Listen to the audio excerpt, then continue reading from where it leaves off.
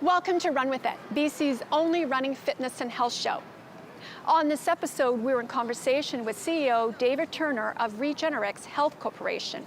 And back on the show, we're in conversation with Dr. Teresa Nicasio, who shares some back-to-school healthy eating tips. And we have Doctor's Corner. And coming up later in the show, we'll announce the winner of our online contest, and it was your chance to win a pair of Skechers shoes. But first, let's go to our interview with Cliff Cunningham of the Vancouver Eastside 10K. Check this out. Cliff, thank you for coming on the show, Run With It, and what is your role? Hey, I'm the race director of the Vancouver Eastside 10K from the Canada Running Series. And is the 4th annual Vancouver Eastside 10K? Yeah, it's our 4th running this year. We're really excited. We're expecting about 2,500 runners, and right now we're about 75% sold out. Oh my goodness. So I understand there is the 10K championships happening? Yeah, we're the BC Athletics 10K Championship. We're also the last race in the Lower Mainland Series and the second last race in the BC Super Series as well. Wonderful. And who do you expect to be competing? With those, we have a great field coming out. We have Eric Gillis that just ran the marathon in the Olympics, Jeff Martinson, Dylan Wicks, Rob Watson on the men's side. On the women's side, we have Leslie Sexton coming in from Ontario, Dana Pidereski, Catherine Watkins. Just a great, fantastic field up front. You know, not everyone's an Olympian, but it'll be a great opportunity to participate in the run. Yeah, we like to say at Canada Running Series, we're for competers and completers. So, you know, we like to have a nice, solid race up front, but we want to make sure that everybody, no matter where they are in the pack, has a great time. And tell us about the route. We were talking about the route earlier, and it's deceptive. It looks flat on a map, but once you get off that viaduct and come down onto Prior Street, it's got some wavy, rolly hills, and then you'll be surprised a bit. It's a good test of character. And you know, fun but challenging. And so I understand that your event is Go Green. Can you tell us a little bit about that? Yeah, there's a few initiatives that we have. Tom Skinner, my course director, he is really spearheading a big campaign. Our Scotiabank Vancouver Half Marathon in June is gold certified by the Council for Responsible Sport. 3 years ago, we had just 2 garbage bags of waste after the whole event was done. This year, we were negative waste because we encourage hard-to-recycle items like cell phones and running shoes to come in as well.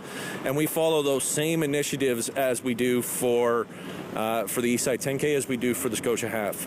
I think that's a wonderful initiative, and you know, saying that, well, how is your event different then? Hey, we with the competers and completers, our green initiatives, and as well, we work with 4 great local charities on the Eastside 10K. The Downtown Eastside Women's Centre, Breakfast Clubs of Canada that does breakfast programs in the Eastside, Greater Vancouver Food Bank, of course, with their food bank throughout the area, and Watari Support and Counseling. And they each have a integrated role in the Eastside community and really positive efforts. That's wonderful. And if people want to know more about the race or register, where can they go? Hey, it's pretty easy, eastside10k.com, and all the information is there. Highlights of our sponsors, Pearl Izumi, Distance Runwear, Power Bar, Oasis, everyone. You can check it all out, eastside10k.com. With me in the studio, I am pleased to have as my guest today David Turner, the CEO of Regenerex Health Corporation, formerly Algae Biotech. David has extensive international experience in the nutritional and health industries. David was previously the CEO and chairman of the largest mechanical ingredient company in North America. Welcome to the show, David. Thank you for the invitation, Christine. It's a pleasure to be here. It's a pleasure to have you. So what is Regenerex Health Corporation and how did you get involved? Well, I got involved about 6 years ago when I first met James Irwin, who at that time was trying to grow this very difficult to produce algae out on the family farm in Agassiz. And we've stayed in touch all of this time. And last summer, I got a phone call from James to say that they were finally ready to commercially produce the product. So I went out to the plant, met the team, and just fell in love with it again. So I joined them at the end of last year as their CEO. And this was in 2008 that James... That was originally the case, yes. Wow, yes. It's fascinating. What is astaxanthin? I think I pronounced it right, astaxanthin. Astaxanthin, yes. So astaxanthin is the one product you've probably never heard of that you should be taking. We actually used to consume it in our diet, and you're probably familiar with it because it provides the pinkish hue to shrimp, crab, and salmon. But unfortunately, our diets have changed over the years, and so farm salmon today no longer contains the original natural astaxanthin, but instead a colorant. So it's hard to produce, right? It's very difficult to produce, and we are one of the only companies, we are the only company in Canada that manufactures astaxanthin. Wow, and what are the benefits? The benefits are quite broad. First of all, it is an antioxidant. It's nature's most potent antioxidant, and it has amazing anti-inflammatory effects. These range from everything from brain health, eye health, heart health, cardiovascular health, to helping with aches and pains. And in the case of athletes, I think they'd be pleased to hear that it, because it improves your overall well-being, it provides significant relief in the form of recovery. So many athletes take it in order to improve their overall performance. So it's good for joint pain. Yes, it is. And so basically the athletes are taking this and it's approved by Health Canada? Yes, the product is approved by Health Canada, and we also have approval to sell the product in the United States.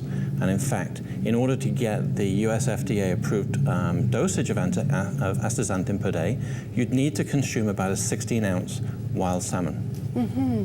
So tell us, like, how potent is it? It's like 6,000 times? It's over 6,000 times more potent than vitamin C and 500 times more potent than beta-carotene. And one of the unique features of it is that, as we mentioned, is that it crosses the blood-brain and the blood-retina barriers. So what does astaxanthin do for algae? It actually protects it against a harsh environment. And so in our bodies, it provides much the same protection, hence anti-inflammatory, but also it provides help, for example, to the skin. A lot of people find a slight increase in the amount of water retention, so it helps reduce wrinkles, and it also provides a great barrier against the sun as a natural sunscreen. I mean, it's wonderful. And would you apply that on your... You don't actually need to apply it. No, you can consume it as a gel capsule, which is the form it comes in. And so when do you see the results? Typically, people experience the benefits within 3 to 6 weeks, which is extraordinary.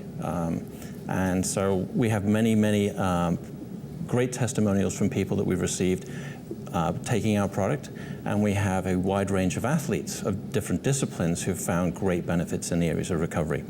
But it's not just for athletes. Anybody that's an active adult would benefit from taking our product. So the product has been around now for about 20 years, and it is supported by over 180 different studies which have been published. So it's really quite a remarkable product, and it's one of the fastest growing product segments in North America today. And then I know we talked about 6,000 times stronger than vitamin C and more than 500 times stronger than beta-carotene. Yes. Yeah. And so who are the athletes that you can tell us about who is taking this product? Okay. Just to name a few of them, Paul Romero is an adventure racer, an ultra marathoner based in Squamish, BC. And he's been taking the product for many years and switched over to Regenerex astaxanthin probably about 4 months ago now, and is feeling a significant improvement with that change. We also have Cheryl Bost. Cheryl recently won the CrossFit World Championships in 2016. A young man called Taylor Reid, who's now 25, and he is one of Canada's most popular and up-and-coming triathletes. So he recently won the Victoria Ironman Championship, race back in July of this year. And then to maybe mention one more, there's a young lady called Alison, who is Canada's strongest woman. Wow. Yeah, so the list goes on. It goes on, yes. And so if people want more information, where can they go? The best place to go is to our website. So go to regenerex.com. That's regenurex.com. And on the site, they'll also find a hotline, so they can also call that number and speak to one of our healthcare professionals. Wonderful. Well, I want to thank you very much, Dave, for coming on the show, and I'd like to have you come back. I'd love to. Thank you very much indeed for having me. Thank you. With me in the studio is a very special guest, Dr. Mark Wang. We are pleased to have him on our Doctor's Corner segment of Run With It to discuss the importance of dental health for an overall healthy lifestyle. Welcome to the show, Dr. Wang. I'm really happy to have you here. Pleasure to be here, Christine. Thank you. So my first question, when did your passion begin to become a dentist? Well, growing up in Southern Ontario, my teeth weren't the greatest as a child. There weren't any dental plans. Dentistry was sort of expensive at the time, so my parents took me down to the dental school in Toronto to get my dental needs addressed, and that's where I first encountered the dental school environment. And I thought, this is kind of a neat place to be. I spent so much time there, and I had all my dental needs addressed as a child there, and that's what sparked my interest. Yes, and Dr. Wang, you remind me of the cartoon, the Christmas cartoon, Rudolph the Red-Nosed Reindeer and the dentist. I've always wanted to be a dentist. That Hermie is the name of the elf on that show, and my friends have purchased and gave me as a gift a little Hermie ornament that hangs on my Christmas tree every year. So yeah, that's my favorite part of that particular show. It's cute, even though the name. What do you like most about being a dentist? I think it's just, every day helping people, addressing their needs, and meeting all kinds of all people from all walks of life. I mean, that's a very rewarding part of it, the human interaction of my profession.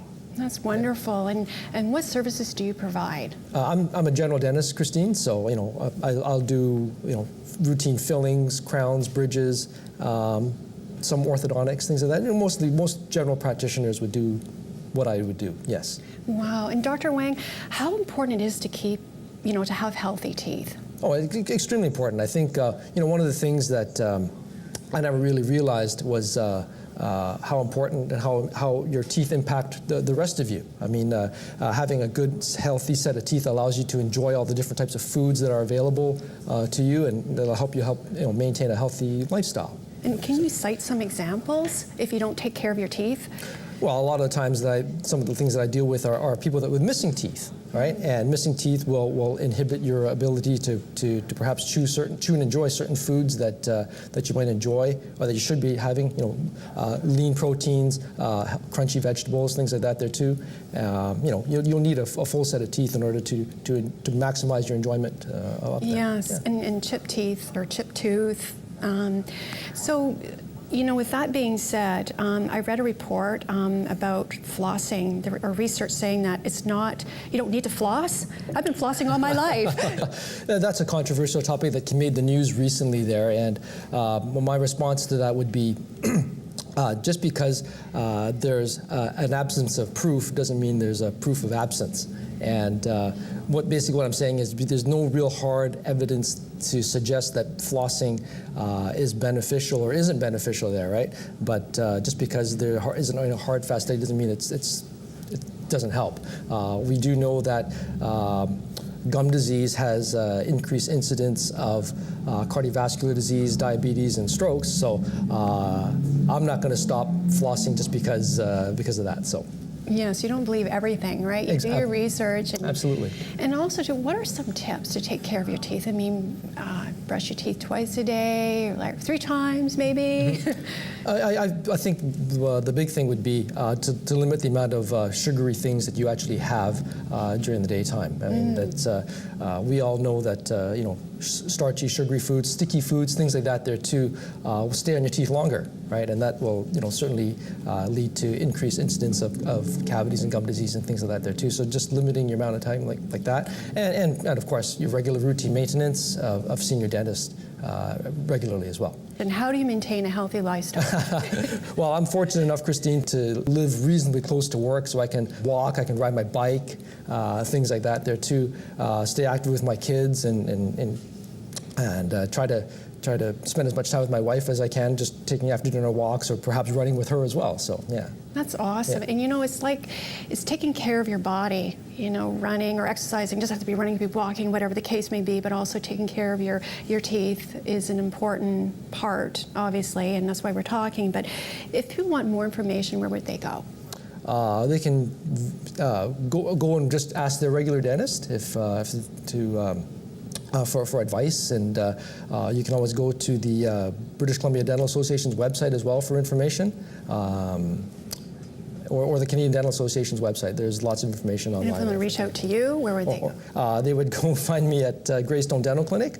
My website is greystonedental.ca, pardon me. Perfect. And I want to thank you very much, Dr. Wang, for coming on the show. And we're going to have you come back and talk more about the importance of overall dental health. Very good. Thank you. Thank you. And we'll be right back.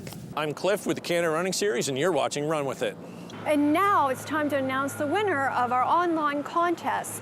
It was your chance to win a pair of Skechers running shoes. And the lucky winner is Sandrina Del Silva Lemos. Congratulations, Sandrina. Joining me in the studio is Dr. Teresa Nicasio, the author of Yum, Plant-Based Recipes for a Gluten-Free Diet, a psychologist and a gourmet raw food chef, a nutrition educator. She's won numerous awards, including the 2015 Gourmet World Cookbook Award as the best diet book in Canada, and a prestigious 2016 Best in the World Award for the same category.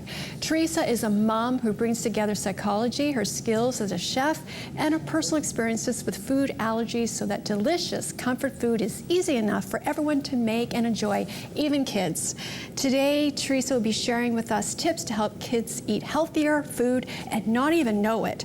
She'll also be demonstrating a sugar and dairy-free buttercream frosting from her book Yum that will rock your world. Wow, it will. Welcome back, Teresa. Thank you so much, Christine. My goodness. So we're going to talk about having kids eat healthier food, and what can they do? What can parents do to help children eat healthier foods? Yeah, it's such a challenge because the food that we have accessible to us in the stores and the standard food is full of addictive agents. So it's no wonder that not just kids, but actually us grown-ups, a lot of us are also junk food addicts, you know, whether we like to acknowledge it or not. But I think what I'm really trying to do is present a different perspective where it takes into account psychology, the psychology of reducing shame, because when people think, oh, I'm a junk food addict, or I'm eating junk food, they feel bad about themselves, and that doesn't help. Then it increases the emotional eating. I'm wanting to find ways to creatively meet where people are with where their taste is, but change the ingredients themselves so that instead of, you know, a standard buttercream frosting recipe, you look it up, is usually around 4 cups, about 1 pound, 4 cups up to about a pound of icing sugar, which is, if you can imagine, and this says, yeah, servings like 6 to 12. And this is what we do for birthdays. This is what we do for life. So finding ways, creative solutions using food science, which I've brought my skills in, and my chutzpah for being kind of crazy about challenges and problem solving. And I've been able to create some really delicious recipes like this that would be a way that we can meet our kids where they are, because they're wanting they want the sugar, but even though this has no sugar in it, and it has no sucralose or any of those kind of other yucky, unhealthy things, and you know, and cookies. So finding ways to do that is important. Well, Teresa, what are some ways, like gardening with your children, cooking with your children? Are those a couple of tips? Yeah, so I have, I like to think of it really simply. If we can garden with our kids as well, that you're talking about, then, which is so fun, and you can see my daughter really wanted to be on the front cover of the book. And we grew this from a seed, which is, I'm so proud of that romaine lettuce.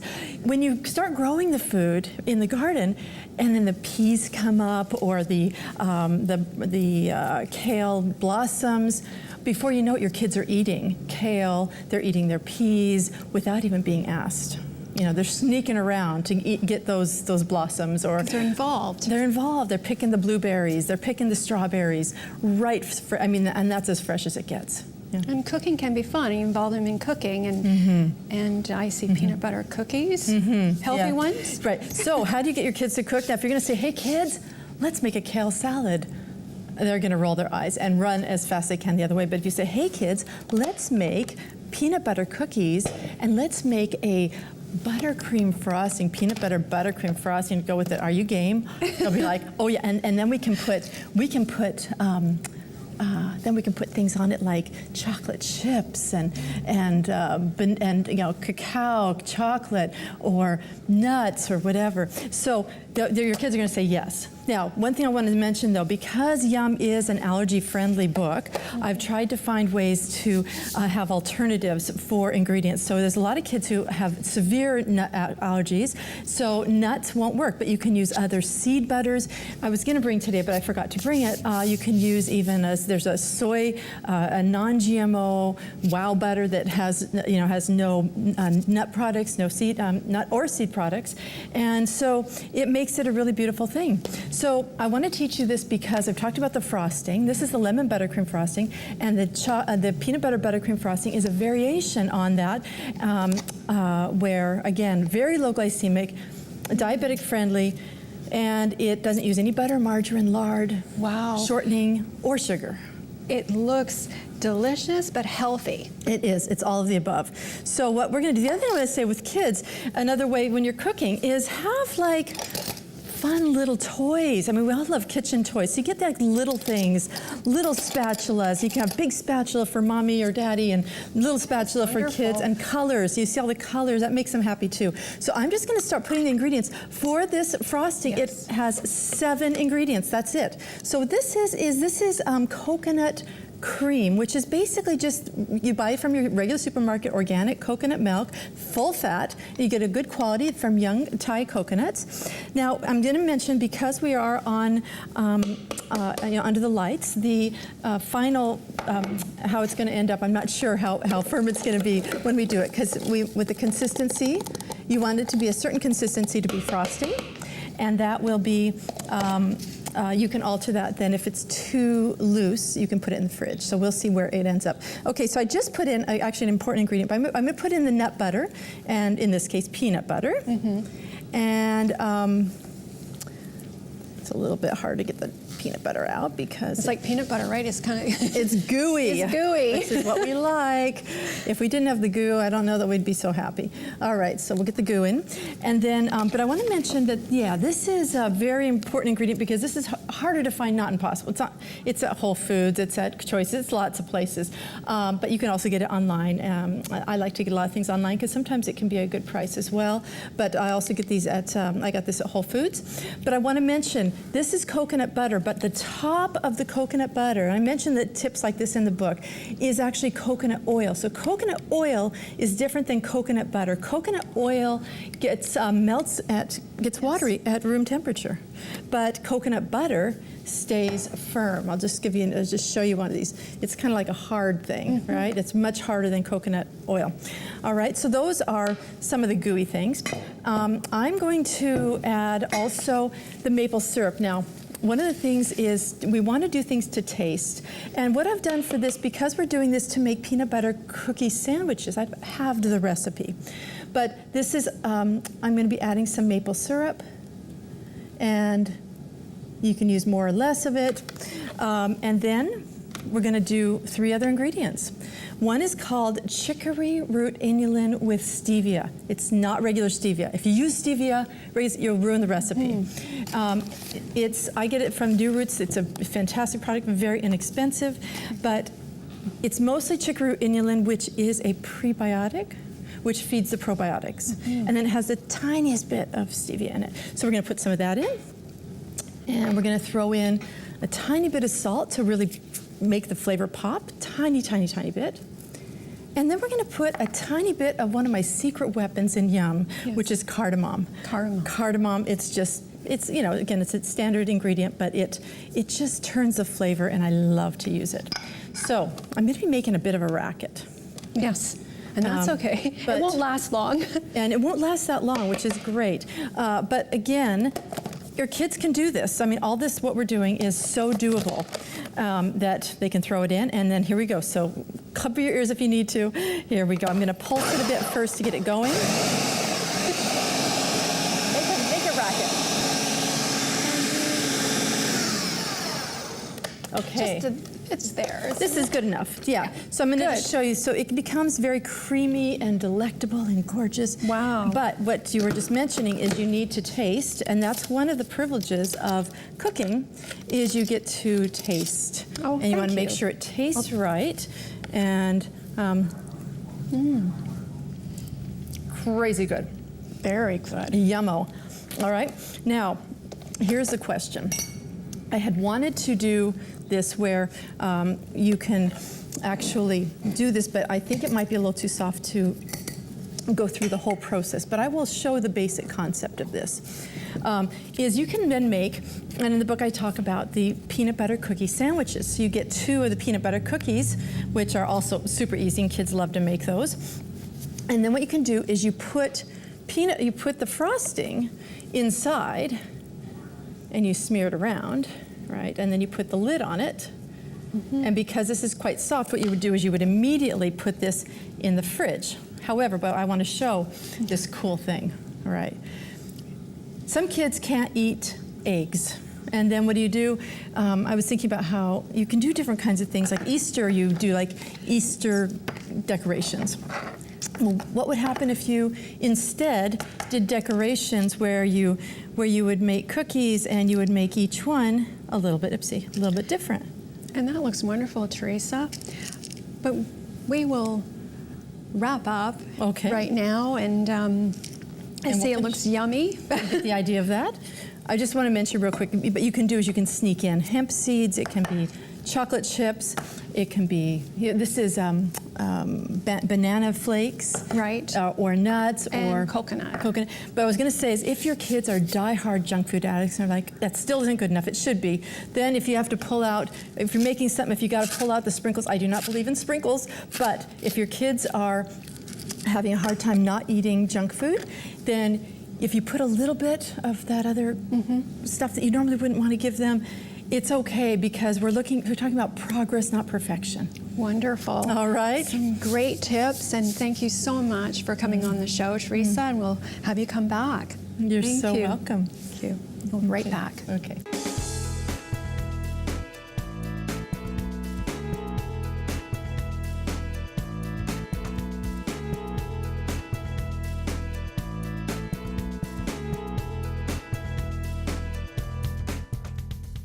Thanks for watching. If you have a question or comment on today's show, go to our website on the screen.